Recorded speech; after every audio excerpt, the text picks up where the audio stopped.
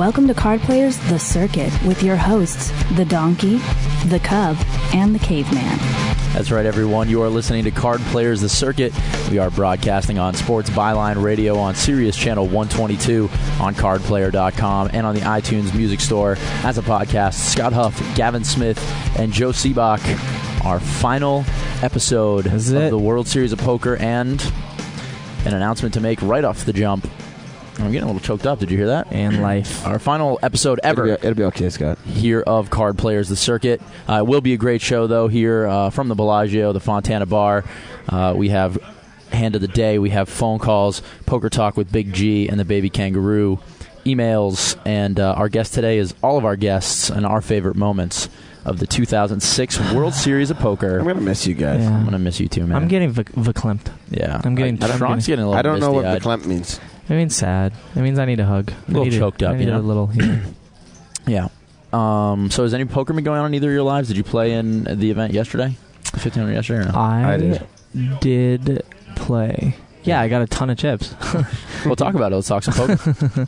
I played yesterday, and I got my stack up to about 14,000, which was like the stratosphere, for me in the last couple months. Like 2 chips is a sizable amount. But I just got to get off the poker table for a while because my brain just doesn't work correctly. I've made some bad plays after that. But I did have a lot of chips for once, so that's nice. So, my soul was happy and golden for a bit. And then? And then I was... Joe was funny about it yesterday, too. He goes, I know it's wrong, but I can't help myself. I know. I know before, I sit there and I've got my, I always have my left hand over my cards and my chips in my right hand, and I'm thinking. And I go, okay, this is what I'm going to do. And then there's like a little tiny Joe Sibiak who sits on my shoulder. And he said, Joe, don't do that. It's wrong. And I go, shut up, you... And I do it anyway. And then after, there's another little Joe Sibiak who sits on the other shoulder, and he says, Joe, I told you not to do that. And that's the one that he consoles me, and we have a conversation about the move and why it was wrong. So there's a whole dialogue going on. Man, it's been a really long World Series for you, huh, buddy? I'd like to introduce the world to schizophrenic Joe Seabach. Joe Seabach schizophrenic. Yeah. It's Joe Seabach and Joe Sibiak. Exactly. There's 2 of us. So I'm really sorry. I pissed off Joe Seabach.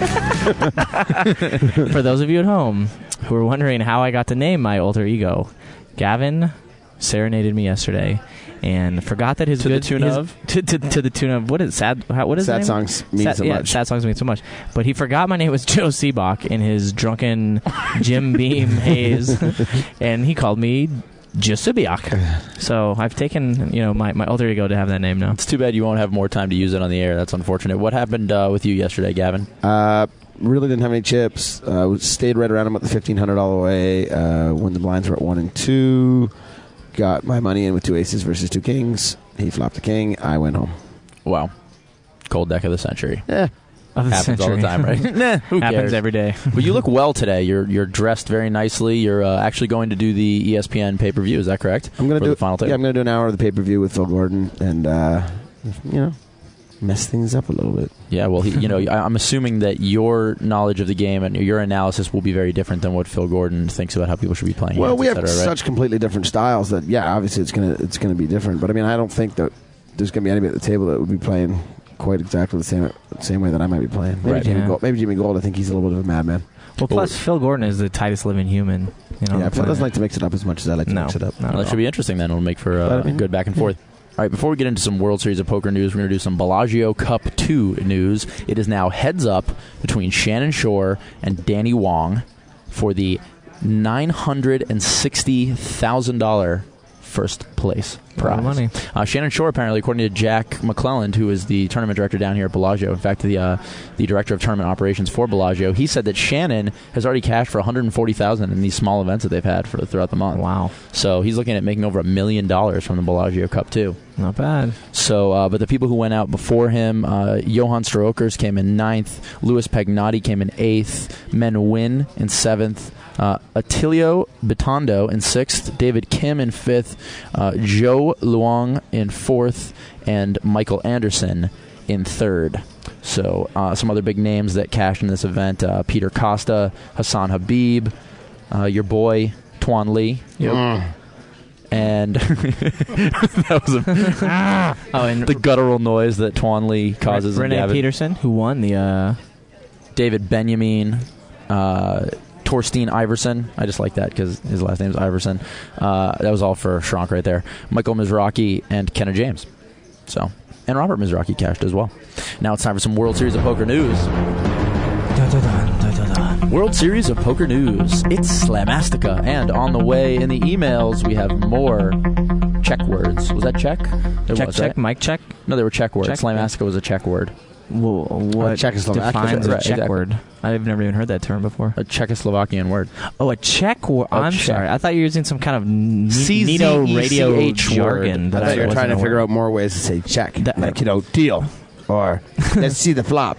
Or I'll take a free one. That could actually be awesome. World Series of Poker news. I'll take a free one, and then you go. Gavin, why don't you fill the people in on Phil Hellmuth, because you brought this news to my attention just now before. Phil Hellmuth is the sickest living human. He came third again yesterday. Almost had bracelet number 11, and I mean, damn, that guy just had some kind of a World Series. He's like. When he focuses and really wants to get ready to play, I mean, he's something else. He's really great. Congrats, Phil. Congrats, Phil. Did you? Oh, wait. First of all, though, come on the circuit, make another final table for Phil. He came on the circuit and made another final table. Phil, do those points count for Phil for the Player of the Year race? I believe they do, but I don't think it matters. Yeah, I don't. Why? He was really close to Jeff Madsen. He was very close to Jeff Madsen, but I think it's pretty much in the bag that it's going to be Alan Cunningham. I think if Alan comes like second or third, I think he's going to win it.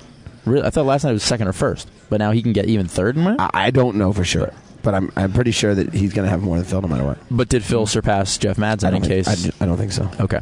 All right. Well, in some World Series of Poker news, and it's funny, Barry last night, when he came on the show, mentioned that he thought that Alan or Jamie Gold would both be great ambassadors for the game. And I'm not going to put the knock on Jamie Gold right off the bat. I'll let the words that he said speak for themselves. I'm just going to say this is what he said in an interview with Steve Rosenblum from ESPN.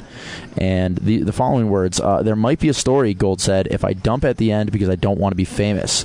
And Rosenblum writes, excuse me, dump at the end. Isn't it every player's dream to win this one event? I don't want to be famous, Gold said while sitting in the Bodog Lounge before day 6 of the event Monday. I'm not sure if I want to win, and I'm in control of that. Wow. The stunning epiphany hit the 36-year-old Malibu, California resident earlier that morning. I just thought about what would happen if I won, Gold said. Out of the goodness of their heart, a lot of people would feel like they needed to talk to me. They'd want to know what I was doing. Cameras would follow me around. I don't want my life on display. I don't have anything to hide. I'm just not that person. I've always been behind other people. I like making other people famous. I'm not comfortable being in the spotlight. I like my private life. And then finally he said, I also don't want to be responsible for being the ambassador of poker or anything like that. What Greg Raymer does is amazing. Good for him. I'm not looking to quit my job. I like the job that I do. I don't need the money. I'm not doing this for the money. And then he ends with, I love the competition. And there seems to be kind of, it's how can you love the competition and not also want to come in first, in my opinion? I don't think there's any doubt he wants to come in first. Bottom he just line doesn't want the others. When push comes to shove, and I believe he does love the competition, and when push comes to shove and he's down there, he's not going to dump the chips. He's going to try to win, and he's just going to have to deal with what happens afterwards. Right.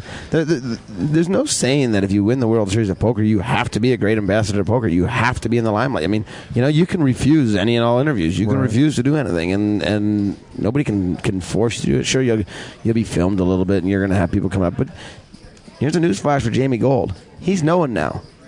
People are going to come up to him regardless of whether he wins or he doesn't. He just had the chip lead in the biggest tournament in the history of poker for the last 5 days. Right. People know who the hell he is, and they're going to come up to him anyways. Right. Poker fans are going to come see him. He's on bloody TV right now. You think people aren't going to know what he looks like, whether he wins, loses, or comes in 15th? Right. I mean, so... But I think what he's saying, he's not a professional poker player. Right. He's saying he doesn't want to be a professional poker player. So, to your point, Gavin, he's not going to have to do all the things that, Raymer and Moneymaker, because they made a decision after they won, I'm now going to do this. This is now what I'm doing. But Jamie, like, as Gavin said, is under no, legal obligation that if you do win the tournament, he doesn't have to do this. And it will die down after a bit. And I think he'll realize that. And if he really loves the competition, I don't think he's going to throw it. I mean, I guess that's a possibility, but that's what stuck out to me is that he ended it with I love the competition. And if you really do, then I couldn't imagine someone taking the chip lead for 3 days straight and then walking in and dumping chips. I think it's probably just something that he was just said off the cuff that, you know what, I don't even really want to win. I might do this, and then all of a sudden it gets written up and it sounds so much worse than it ever meant to be. Right. So I say we give him the benefit of the doubt. I think that, also, I mean, it's just the term, too, that's kind of ugly in poker. You don't say I'm going to dump chips. Right. You know what I mean? If it's if you had just said I don't want to win, I'm a little nervous about it. I think you're absolutely right. Had he not used those two words, I think it would be fine. If he had just said that, I don't know if I want the attention, I don't know that I want this note we probably wouldn't even be discussing it right now, to be completely honest with you. Exactly. Because it's a perfectly natural emotion, probably, for a lot of people not to want their lives in the limelight. All right. And now it's time for Poker Talk with Big G and the baby kangaroo. I love the baby kangaroo. Boing, boing, boing. I wanted to talk a little bit today about playing draws and no-limit tournaments. And what I really wanted to know is, I find that in my own game, it's really difficult to conceal when I'm on a draw. Maybe I don't do the right thing. I think a lot of people actually are not very good at concealing when they're on a draw, doing the types of things that can get them out of a situation where people know exactly what they have. What do you guys do to, I guess, conceal draws, and how do you play your draws a lot of the time in no limit? Well, one of the big problems that people have, and this is a huge problem in no limit hold'em, and people, the good players recognize this, is that a lot of people bet huge on their draws, but they don't bet huge on their made hands. So, if you check raise me all in and there's a draw on the board, you almost always have a draw, because whenever I play against you and you have a huge hand, you don't check raise me all in on that flop. So the number one way to conceal your draws is to bet your big hands in a similar fashion to the way you choose to bet your draws. And then people won't be able to figure out what you've got. I agree 100%. And even to that point, I've check raised people all in when I flopped a set, for just that purpose, just to, basically conceal it and make it look as if it is a draw. And I've gotten people to call their entire tournament off with, a top pair or a couple of kings or something like that. One thing I was going to say, keep in mind when you're raising in a hand, and Gavin actually brought this up yesterday when he raised and somebody bet out on the flop. That almost always says I'm on a draw, or I have, second pair, or maybe I have top pair really weak. You're saying I have a weak hand, and I'm just trying to kind of defensively see what happens. If somebody does that to me, I mean, I smash them off the hand really, really quickly, because they're basically begging you to do so. Also, it's much more menacing to raise on the turn. I mean, that's something a lot of people get nervous about. They feel like they're going to get the other player more invested in the hand, and then it's tougher to win it without actually hitting your draw. But it's actually the opposite sometimes. That raise is more menacing, because you're like, oh, it's the turn, it's not the flop. People are so used to being raised on the flop. So just keep in mind who you're playing against. When you're raising, what kind of things they do, and mix it up a little bit. You don't want to do the same thing. You don't. There are people that I play with in tournaments, in limit tournaments, that will always check raise you on the flop every single time they're on a draw. You cannot do that every single time, because after a while people pick up on that, and then they're going to blow you off the hand or make you pay the absolute maximum to try to get there. So just keep all these things in mind. Well, last night in the 2-5 cash game, I had a guy who was talking incessantly about how he was a tournament poker player, and then the flop comes with 2 hearts, and I have 2 nines as a 10 high flop. I bet out. He shoves all in on me for like 160, right? And it's just so blatantly obvious he's on a draw, and I'm like, all right, I call. And, of course, he's actually still a slight favorite with his 2 overs. I was going to say, if he has 2 overcards, he's a favorite, actually. Yeah, he was a slight favorite. Right. And I lost the hand. All right, now it's time for Hand of the Day. Nice hand, sir. This is a hand played by intern Justin Schronk in the 1-3 game at the Win, and I want to hear both your opinions. 1-3 no-limit game at the Win. There was a maniac, apparently, who had shown 2 5-high bluffs in huge pots with raises from up front. Mm-hmm. Justin calls from 1 off the button with the ace of clubs, 4 of clubs. The flop comes ace, queen, X with 1 club.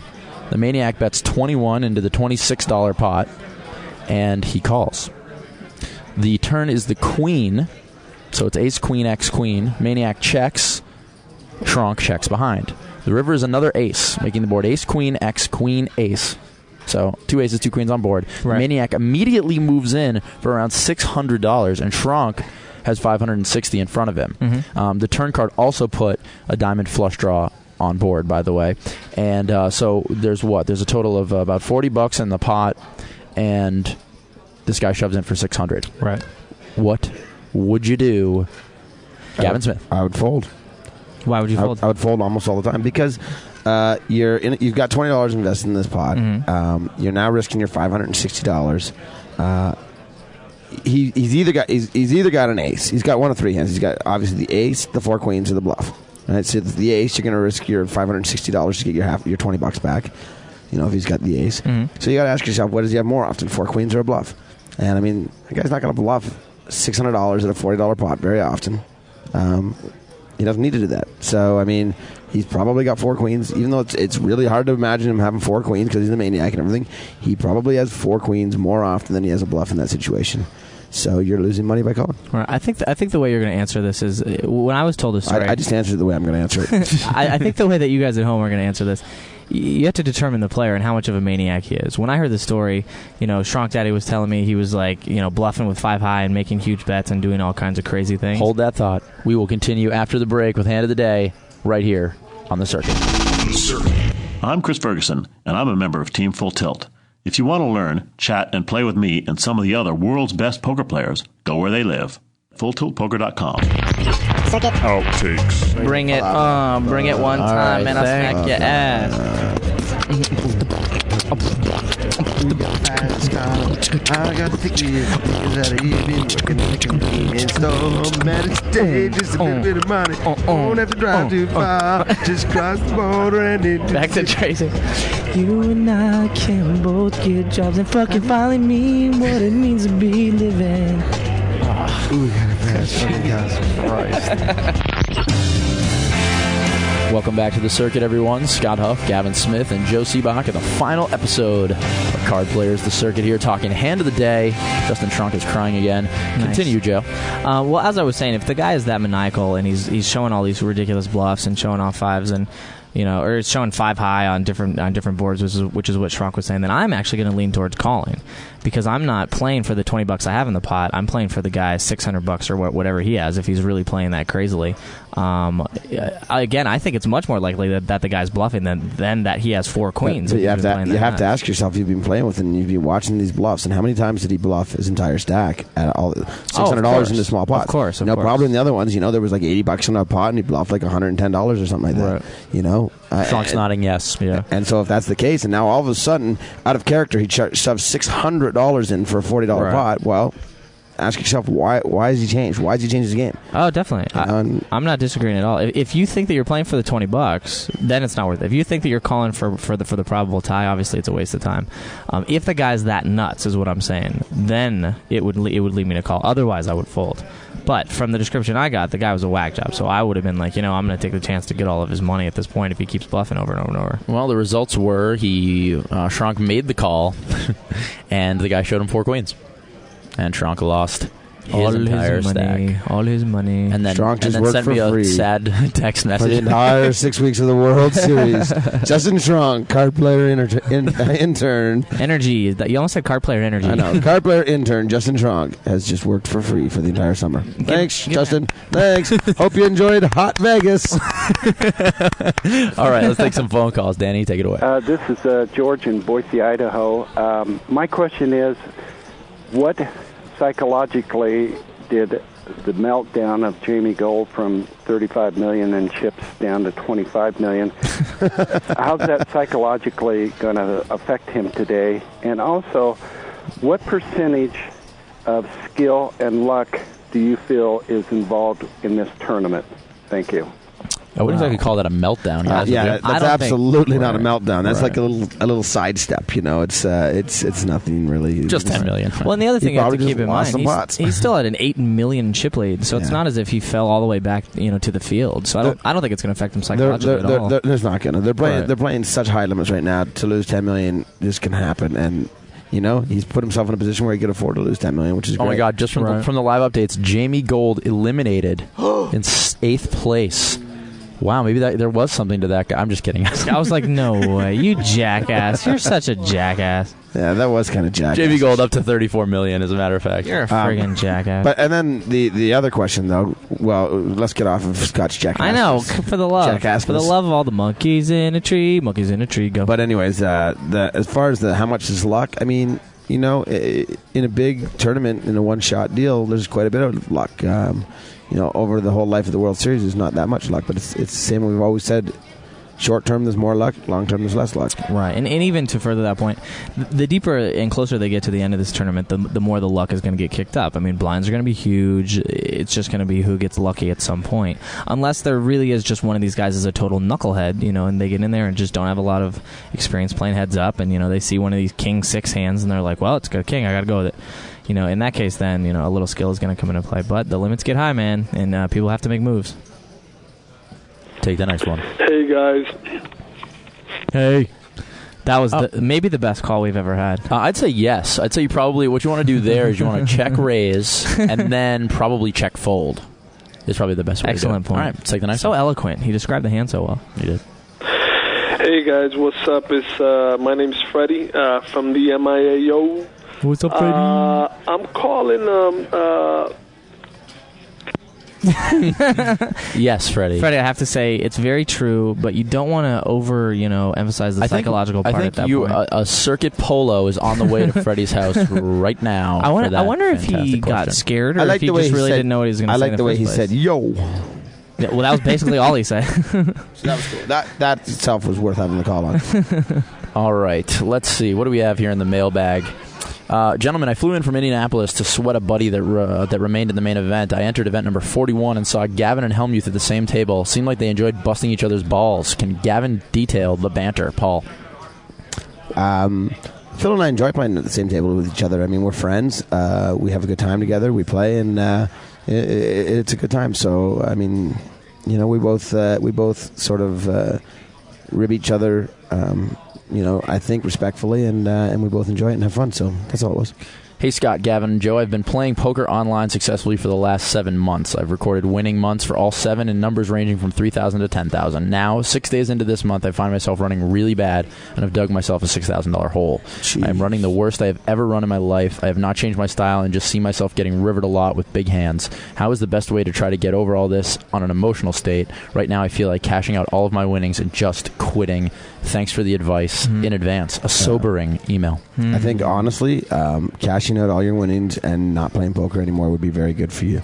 I mean, you're on such a small sample size, and here's a newsflash for you. If you've been playing 7 months and you've won every month, you're running hot. Right. It ain't going to keep up.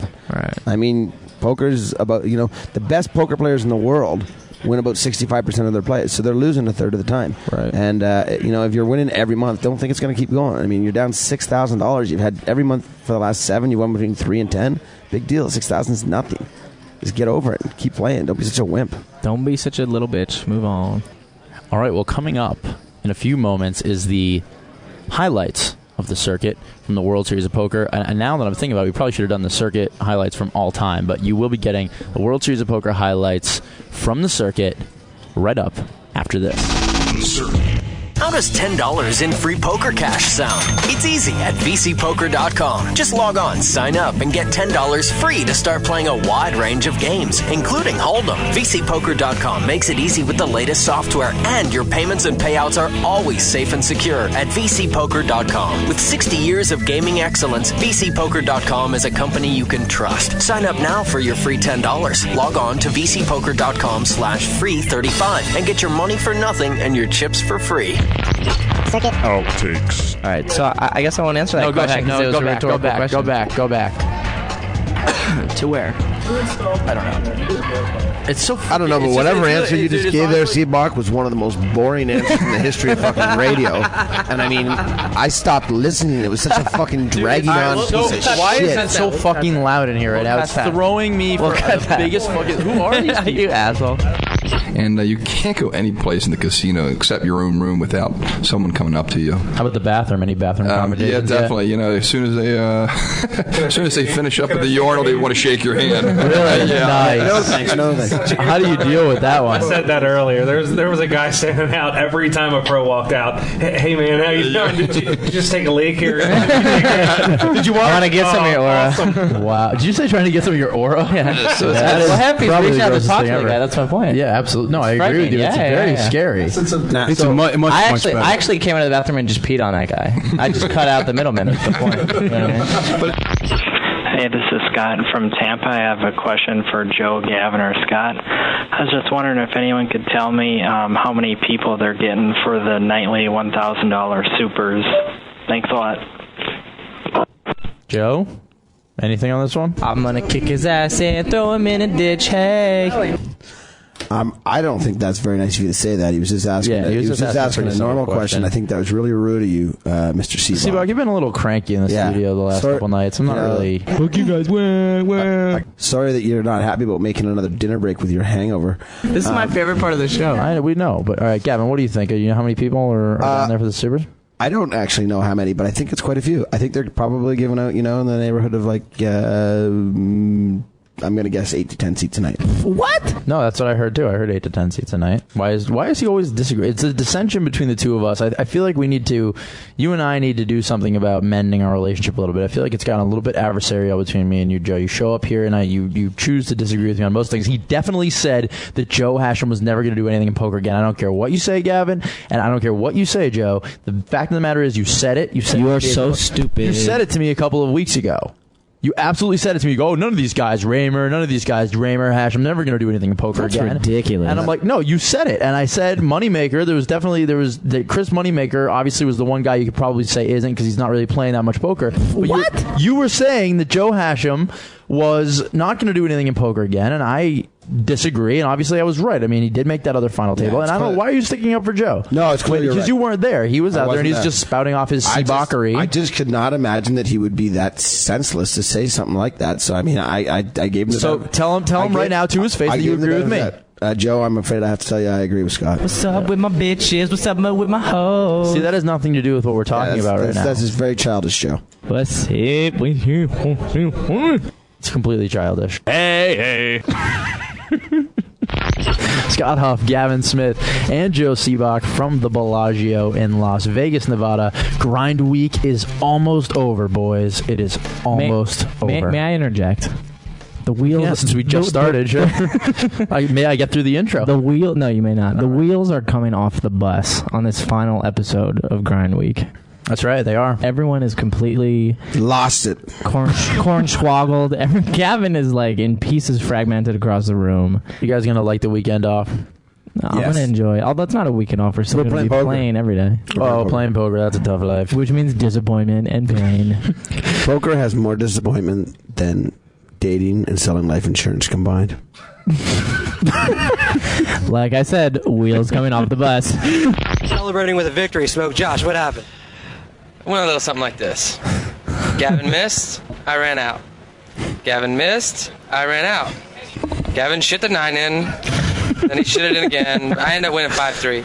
It was pretty sweet. So you won 5-3, and now what's the deal? So what's now throughout the whole World Series, I have 5% of Gavin in every event that we play, and he has 2.5% of me. So at the end of the World Series, we'll talk. I'll tell you how much that set was worth. Yeah. So he has 5% of somebody who actually makes money in tournaments, and I have 2.5% of a fucking stone. Listen, man, I made $4,800. $4,800. A lot of people work a month for that. Well, what was the bet in exactly? All I heard was something about shitting balls. Cool. That was all I heard. And no one. Oh, okay. Playing nine ball. Cool. That is pool for Gavin, shitting balls. I was up 3-2 though. No, it's not the first time though that I've heard that you've out hustled yourself. Literally, you've drank yourself to the point of oblivion, and then started challenging people in games of skill. Just saying, it's what's going on there, Josh? By 11, Gavin, can you do anything but play poker? I mean, is there anything else that you can do? His vocabulary isn't huge. Was that Rich Belsky on our radio show? By the way, no, there's not a lot else I can do, honestly. Okay, you play poker pretty good, but you leak real bad at other stuff. Do you know I'm the 11th best horse player in the world? Outtakes. All right, we'd like to thank all of our guests tonight, Daniel Negreanu and his protege, Brian Fiddler, as well as our protege, or possible protege, James Garnett. I'd like to thank Joe Seabach and Gavin Smith for coming by as we gotta do it again, dude. Who's getting murdered? I hear that scream. We gotta do it again, man. There's no way. H. Christ. That was fucking blood curling. Wherever that kid is, that fucker needs to shut up. Come on, let's go. Let's just get this done. We're like the only ones hearing a murder from like one room above. I don't care. Whatever. Let's go. For all the screaming babies, this is Scott Huff. Welcome to Card Players The Circuit with your super host, Scott Huff, WPT Player of the Year, Gavin Smith, and Barry Greenstein's son, Joe Seabach. Welcome to the circuit, everyone. Card Players Radio Show. We are broadcasting on Sports Byline Radio on Sirius Channel 122 on cardplayer.com and on the iTunes Music Store as a podcast. Scott Huff, Gavin Smith, and Joe Seabach here at the Bellagio. I don't like that Vegas, intro. Nevada. You don't like that? I don't like that intro. Why not? Oh, I don't know. Because it takes my balls and puts them in a jar. The intro does. We'll talk to our voiceover expert. She decided to do that one on her own. That's what they taught me was no limit, $1, $2. So that sounds very ominous. Them. No. My friends who taught me how to play, they taught me no limit. I thought that was the only game that was available to play until I talked to my best friend Maya. What friends? Who taught you how to play? Danny Masterson. Eric Balfour. Danny Masterson, isn't that the actor? Yeah. That 70s show taught her how to play. Well, I was there in Tahoe, and for New Year's. Who taught you how to drive a car? Ray Charles? Wow, Gavin. Gavin is on fire. Gavin. Danny's a very good poker player. Scott Joe Seabach and Don Rickles. Gene, just ignore him. I would like to hear you playing in Tahoe. Our guest today, after an unbelievably impressive World Series of Poker, is now the all-time leader in World Series cashes and the owner of 10 gold bracelets, including a World Championship in 1989. A return guest, and it's an honor to have him here. Phil Hellmuth, thanks for coming back. Thanks, guys. Thanks. Phil. I congratulated Phil on being a return guest to the circuit before the show. Little known fact. That was very nice of you. Which is good, because you could see in his eyes he had been concerned. He wasn't going to get a return gig. We weren't going to bring him on, and then Phil and I ran into each other at the top of Voodoo the other night, and Phil comes up to me and says, Gavin, I have the most cashes in World Series history. I just won my 10th bracelet. What's wrong with you guys? Get me back on the circuit. And I said, Phil, wait, Gavin, the conversation went something like that. I said, Phil, you're a good friend. You're a great player. Huff owes me a favor. I'll see if I can get you on. This is Joe's Bad Beat story as read by Gavin Smith. Do you know all the words that are in this Mad Lib? Because if not, it could be. Let me tell you about this bad beat Joe once had. He was playing heads up against Phil Ivey at the final table of the 2500 GOAT event. He looks down and he sees he has pocket eights, more commonly referred to in poker slang as crispy feet. I raised it up to 72,000, and Ivey came back over the top all in. I tried to get a read on him by staring at his tits. He has excellent breasts. He seemed desperate and depressed, but I decided to call anyways. I think I said the wrong word there, but they're using words I don't know. Turns out I was way ahead because I flopped a set, but he flopped an inside stabbed in the chest draw. The tension was so thick you could have cut it with a baseball mitt. I had to stand up and go talk to my mentor Gavin Smith. He gave me his vote of confidence and his lucky vibrator. I love your lucky vibrator, dude. It's got me out of so many tough spots. I brought it back to the table where I awaited my fate. The turn in the river came nothing but breastises. And I nearly died in my pants. But I forgot we were playing the GOAT, and after the 5th Street, there are still 2 cars to come. 6th Street Prada blank. But of course on 7th Street, the redneck squirrel shot the drunken dealer. The redneck squirrel shoot the drunken dealer turned over the Passion of Mark Grace, more commonly referred to as the King of Diamonds. Completing the draw and sending me home penniless to my lover George Clooney.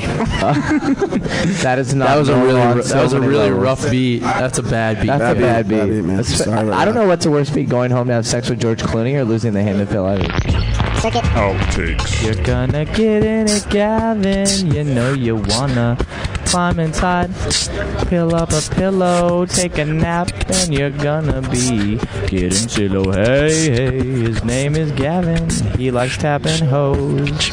His friend is Joe. And don't forget about Scott either. He is the host with the most. He's a ghost. When he dies, he might be like Casper, floating around. Nobody will know. You'll look through him. You'll look and you'll see the wall behind him. No, you won't know why, but you will be a little bit confused.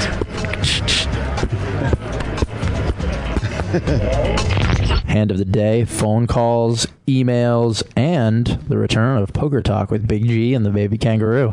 You guys excited? I know you're not, but that's I can't wait. Zippity doo dah. It's going to be great. Poker talk. Fantastic. Great. Think about what you're going to say about overcalling. Anyways, the live show has been moved to Sunday, July 30th. Wheels off bus. Wheels off bus, people. Sunjit. Hey, I think if we're going to do this, let's just rename all the days in the week. No, hey, Scott. It's gonna be Monday, or it's going to be Tuwa. It's going to be Wina. It's going to be Thrina. I like Wina. And Frizzle. And Saguz. And what was when you just Sunjit? Yeah, exactly. Hey, it has been moved to Sunday, July 30th at 10 a.m. The only thing I don't like about it is you played it so. I mean, it looks like you played it all the way down just to steal it at the end. I mean, it looks like that. Call, big bet on the river.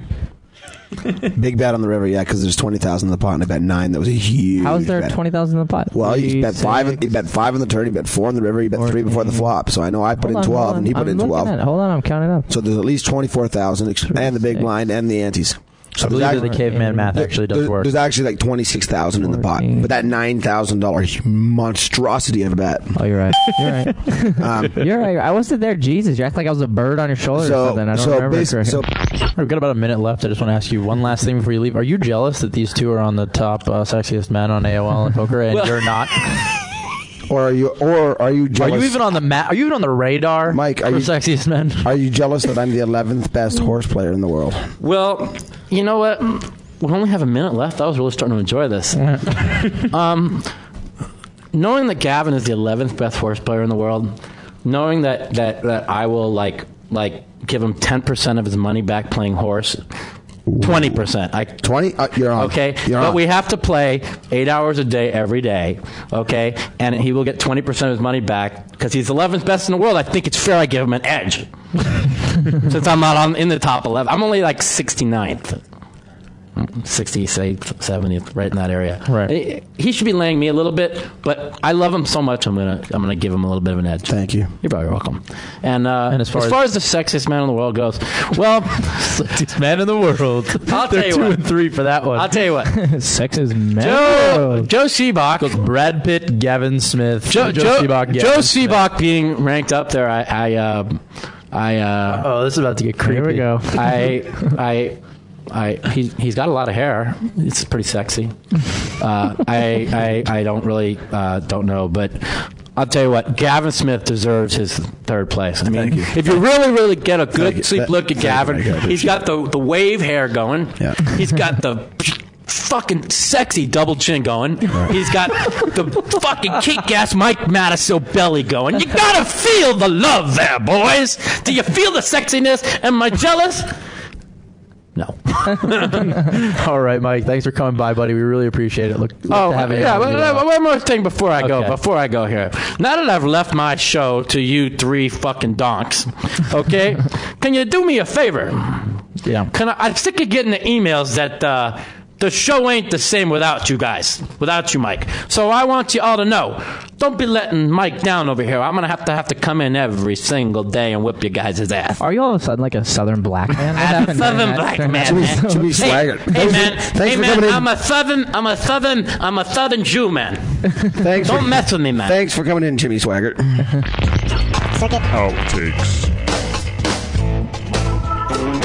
Welcome back to the circuit, everyone. Scott Huff, Gavin Smith, and Joe Seabock bringing it to you live from the world of fucking shit.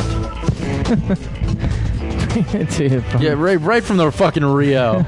We're right next door in your fucking mom's house, cooking cookies and hanging out fucking the World Series of Poker. Welcome back to the circuit, everyone. Scott Huff, Gavin Smith, and Joe Seabock coming from fucking shit.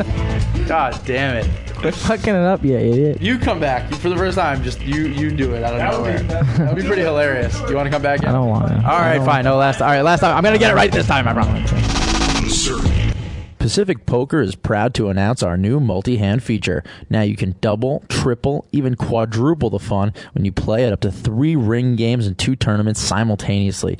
This significantly increases the winning chances of your referred players and intensifies the fast-paced God damn it. Hey. This is Chris Ferguson. Hey, this is Yukon Brad Booth. This is Eric Seidel. This is The Grinder. This is Joe Hesham. Hey, this is Lane Plack. This is Phil Hellmuth. This is Howard Lederer, and if you have nothing better to do, you might as well listen to The Circuit. What's that?